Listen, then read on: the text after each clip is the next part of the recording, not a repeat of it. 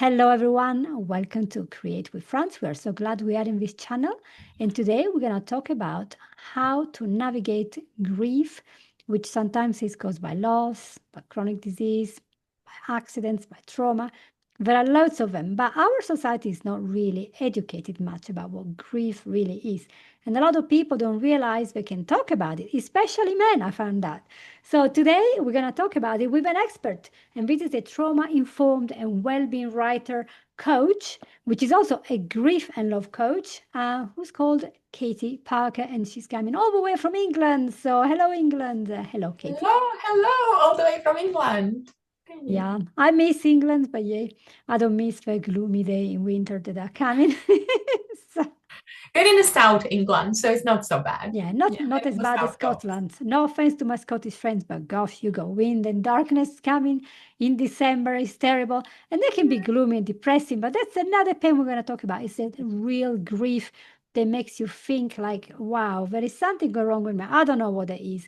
And grief, Kathy was telling me, is not just about when somebody dies in your family and you miss them. There's a lot more grief.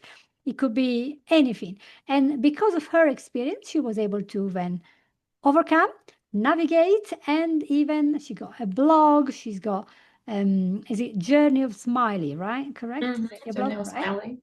And she will tell you how you can use the healing power of storytelling on applying this on everyday life. But let's go in the beginning. So obviously you know that something has happened to yourself, and that's how you got this experience. Where should we start? Should we start with how you had your own grief?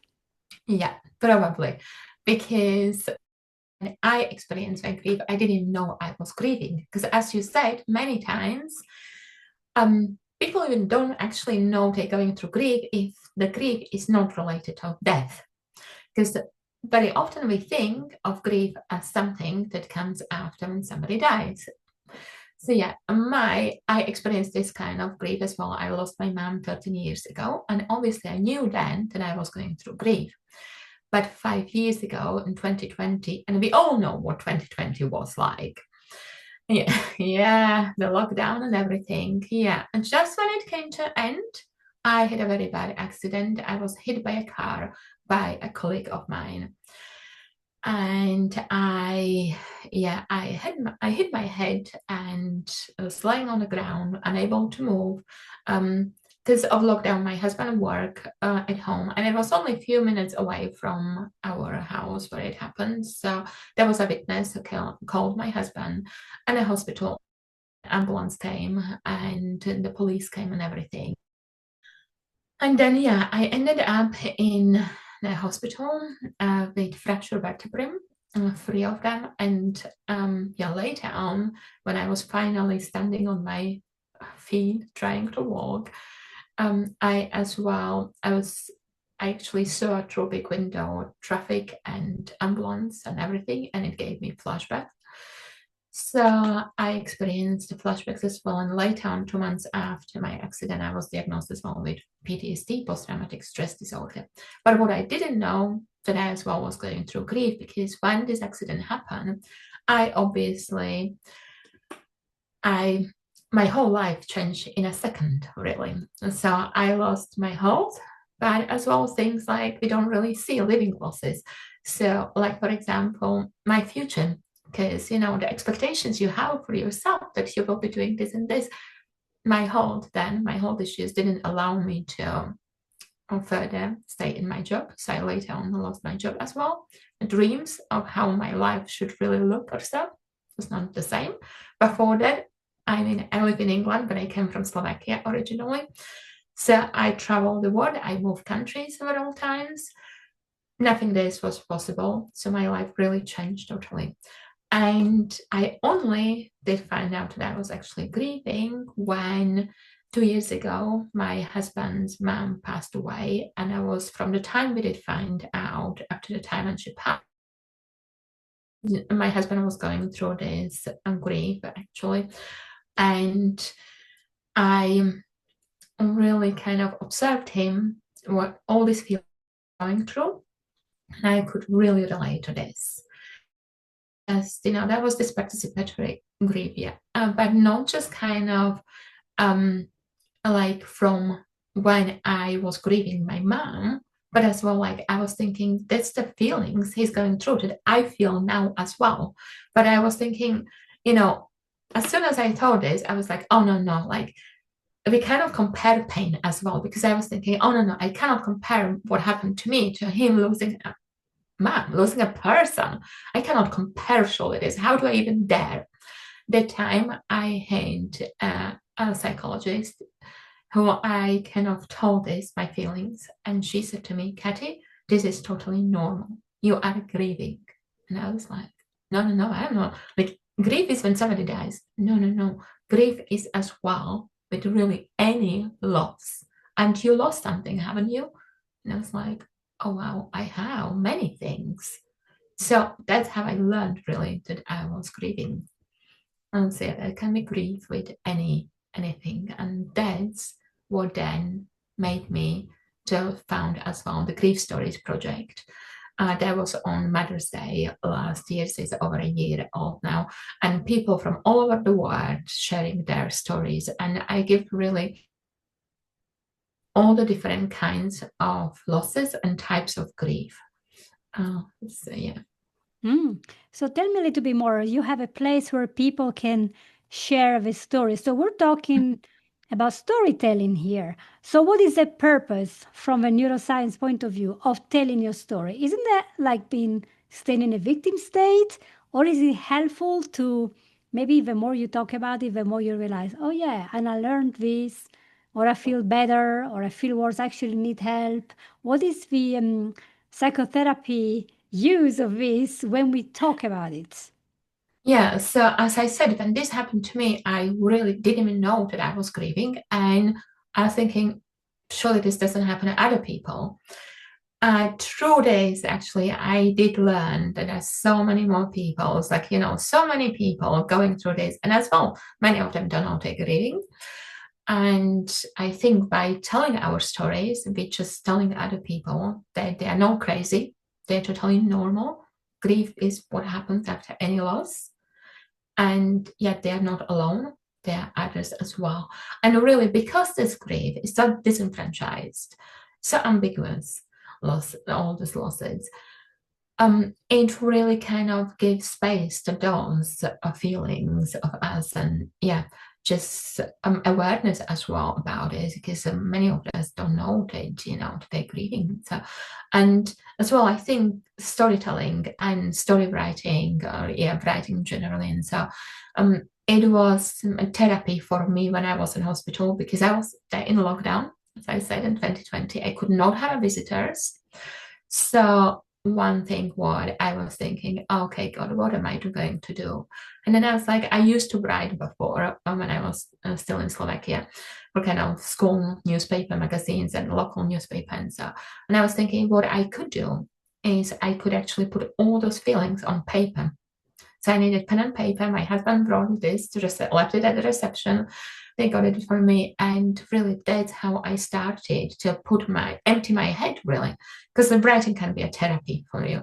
So I really needed to empty my head. So that's how it started. I started to put words on paper, and slowly I started to make sense of it. Because if you reread what you wrote as well, you start to make sense of it, what is actually happening. So I knew I was missing things, but it was really my therapist who said to me, you know,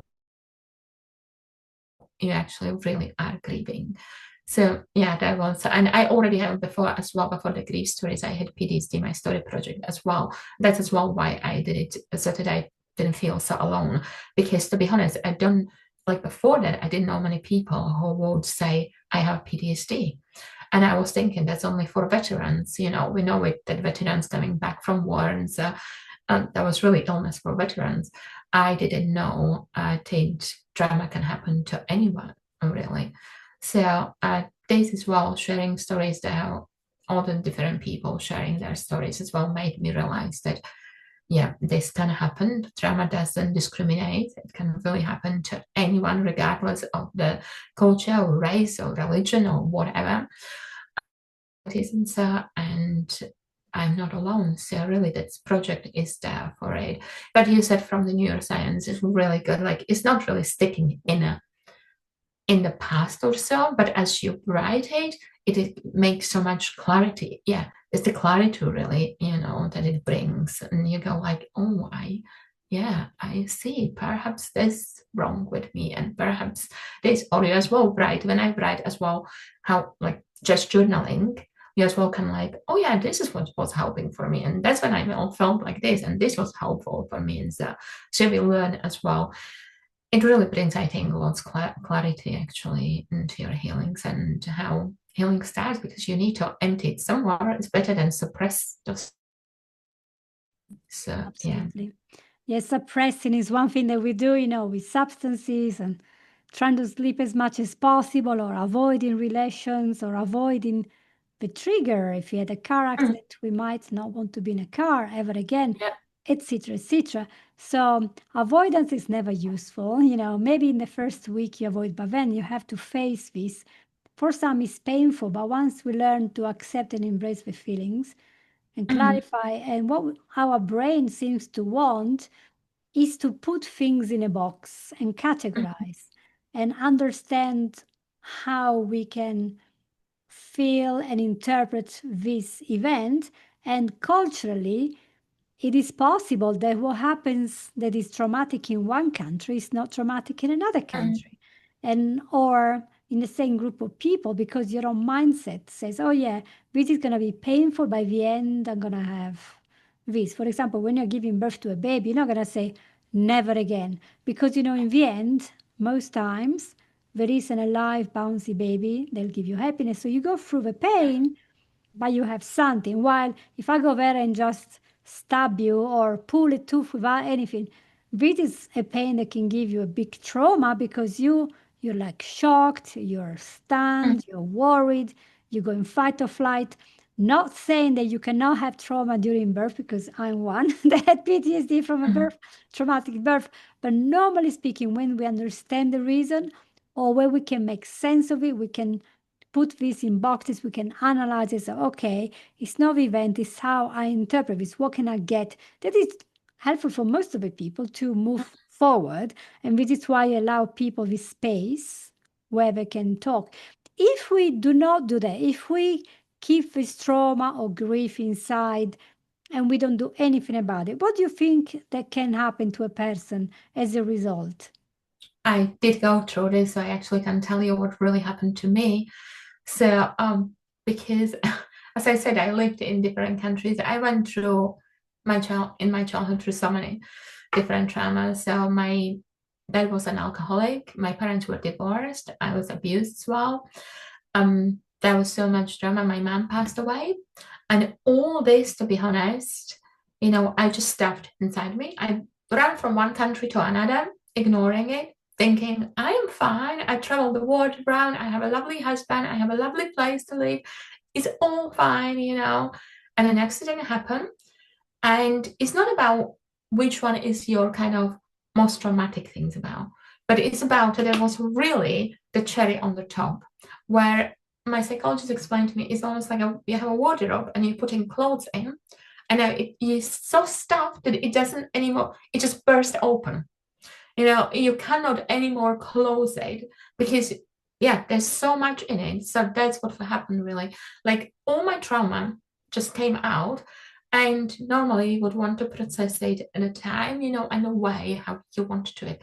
But when you stop it and it comes out, you really like, what do I do it now? Like everything is it's better to let it out slowly, one by one, or cannot process it slowly, because then everything comes at once. And what happened to me? I fell into depression. I had a suicidal thoughts. I it was really I mean, I was in a pain, living every day in a pain. I didn't want it, and I didn't know I was really even grieving, to be honest. So I really just wanted to end my life, even because I couldn't imagine to have life like this for another, I don't know how many years, 40, 50 years or so. So and my mom passed away, and she had a cancer, and I was thinking this, like, she's now free of pain. If I'm not here anymore, I will be free of pain. So that's kind of what really happened, because I stuffed those, yeah, unresolved traumas and my feelings and everything. Yes, I had a supportive husband and so, but that for me, it was even worse because I was thinking I'm a burden to him because I see what everything he's doing. And if he didn't have me, he wouldn't have to do this anything. So I really took like, I'm a trauma. And we have these negative thoughts. That's what happens. Those negative thoughts come to you. And really is something, oh, you really have to learn tools how to deal with this because they can take you to places where you really don't want to be. Wow. And it is true, several layers, and we have to unstack and take all of this like an onion, pick up more and more and see who you really are. Because we are not our trauma, we're not our abusive person. We are sometimes the result of lots of things, but what we do afterwards can change us. And I was interested in knowing, because there is something in your biography they say you are a chronic pain warrior and you believe that God left you in this world for a reason. So you didn't die. What was the reason? How does faith play a role here? Because, although this mindset podcast is on neuroscience, but having a belief, having a faith, it is proven scientifically to actually make a huge difference, knowing that there is something else. So, what was your experience with faith? Yes, my experience was a bit kind of strange on one side. I mean, my mom brought us up as religious, and she was very strong in her faith, even though, as I said, she lived in Slovakia and it was, she grew up communist regime, and so she stayed very strong. And so when things happened to me, really, with my accident, it was quite funny because I believed that God wanted me to serve Him and serve others and think this is kind of my work. I have to do this, go back to work and just really serve, because how else do I serve others and serve Him? Like I serve others by kind of giving from something, but you cannot give from an empty cup. And I really disregarded my health and everything just to kind of give. I later learned that it was actually people pleasing the result of trauma, not really that I just wanted really just serve others and thinking God wants me to do this, because God doesn't want us to sabotage our health. Because to be honest, when I was every day in pain and I was back to doctors, forwards and backwards with the doctors and everything. Because every time I went to work, I stayed there for a bit and then my health went worse. And I was thinking, God, but you want me to serve you and serve others. Like, why are you doing this to me? So it was really, the relationship was quite strange because I really believed that God wanted me to do this. And on the other side as well, I was thinking, I don't have any work otherwise. If I let go even my work, what am I then? Who am I then? And so, but one day when I was really so down, I opened the Bible again and I read, but it was almost like reading with a different eyes or so. Because I read, I read this 2 Corinthians 12, verse 9, where it's about my grace is sufficient for you, for my power is made perfect in weakness. And I was thinking like, wow, God, I'm trying to be like so strong, and I'm even trying to kind of say like, have a smile and just like, oh, I'm all okay, I'm all fine, but behind me is so much pain. I'm every day in pain and depression, everything. But I'm just trying to be okay because surely that's what you wanted me to be. Then I learned and actually not. He just wanted me to be like real because he's like our doctor. And when we go to doctor and we just tell him, oh, I'm all fine. And then we complain and doctor didn't give us anything. It's like same with him, like when I come to him, I want to surrender and telling him, God, you know what? I'm not okay. I have no idea how to go further. Like I'm even thinking I rather want to actually die than be here. Then maybe then he can do something actually, when I'm honest, building a honest relationship with him, because he doesn't want me to sabotage my health. He really wants to have a relationship with me. And that's what it helped me to finally then ask for help when I actually believe that, is the help is not a weakness, is actually really courage asking for help. So I finally ask for help. And 2 years after my accident, I finally called the lawyers. And through my lawyers and insurance, I got the case manager. And through her, I got then the psychologist who actually told me I'm grieving. And so it really then was almost like a ripple. I started to get more and more once I surrendered. Because yes, yeah, there are things we can do for ourselves and I can focus on my healing. But the other things I need to let go and let God to do these things. So it's almost like a teamwork with God. So yeah, faith really played a big part in my healing. So yeah. That's great. I love this idea of teamwork. And, I love to believe that there are all these unseen angels.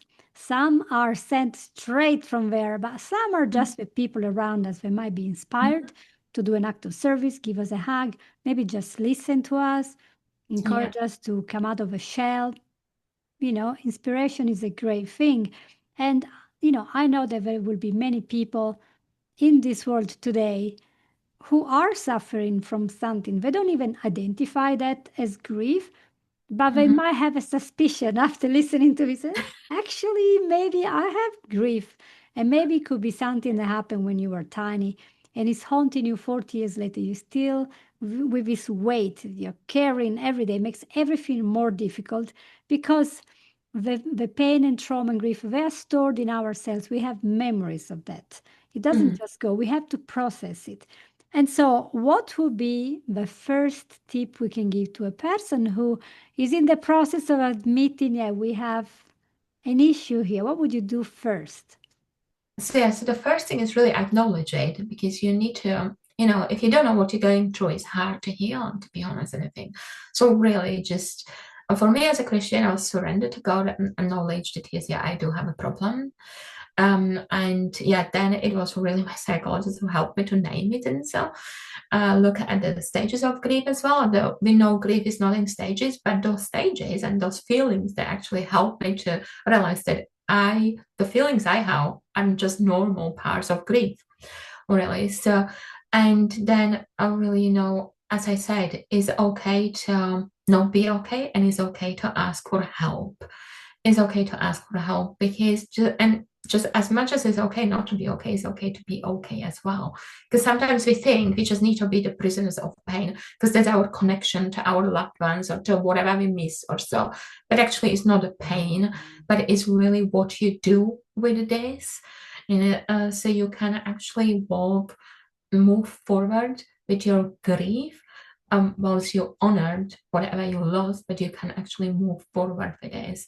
And yeah, having a really community, because healings happen in a supportive community who actually understands you and say is so important.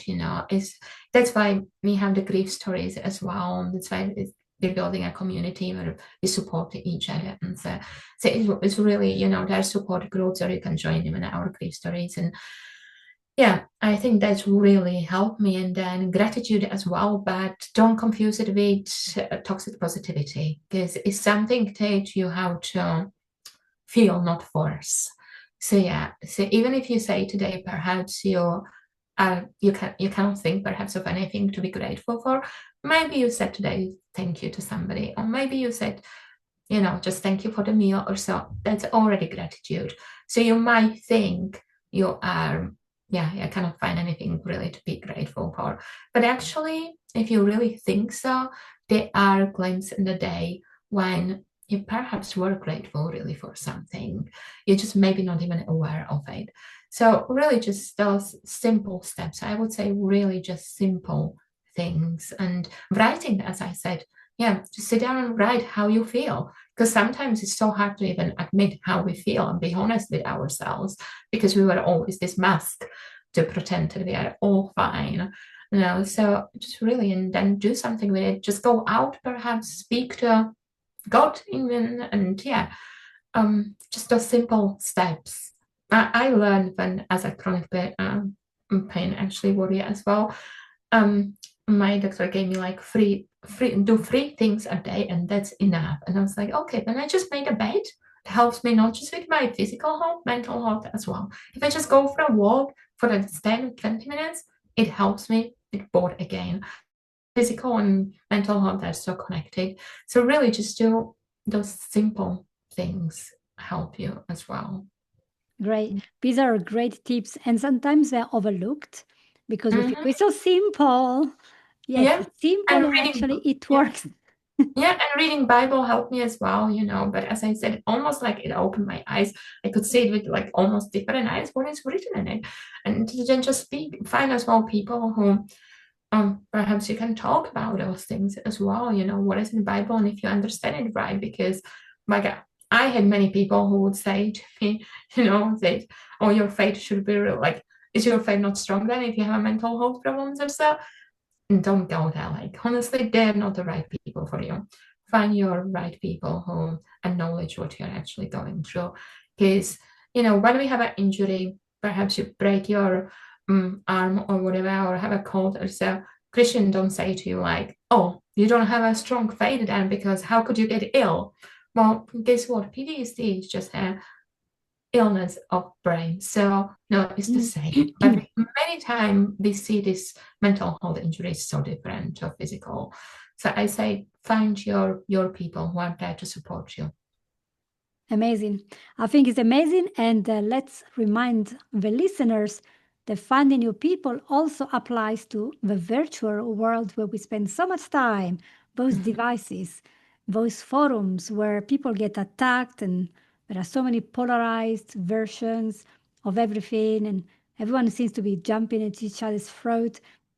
If we have to believe the scientific papers coming out now, this is a major cause of depression to be constantly there, either for confirmation of our ideas or whatever there is. It has become increasingly toxic. This is not to say there isn't good stuff on the internet. In fact, if you go online and go to this podcast and many other podcasts, we try to give you help and give you steps and strategies so you can get off this mental pain. So it's not that it's all doom and gloom, but sometimes once we go to YouTube or to a Google search and you put certain keywords, then there is an algorithm and they will send you back the negative stuff. So you're not seeing the material you need, you're just seeing what a computer is deciding you want to see. And that can bring you more in a position of feeling hopeless and alone and not understood. While in this way, we have a structured way, don't we, Katie? So we are seeing there are the people in pain. We're not here to judge or to jump to conclusion, but we're here to just pat the back of somebody and say, I'm here for you. I know you. I've been through. Because sure enough, when we go to this group, we realize that so many people are or have been in that situation. We're not alone. Mm.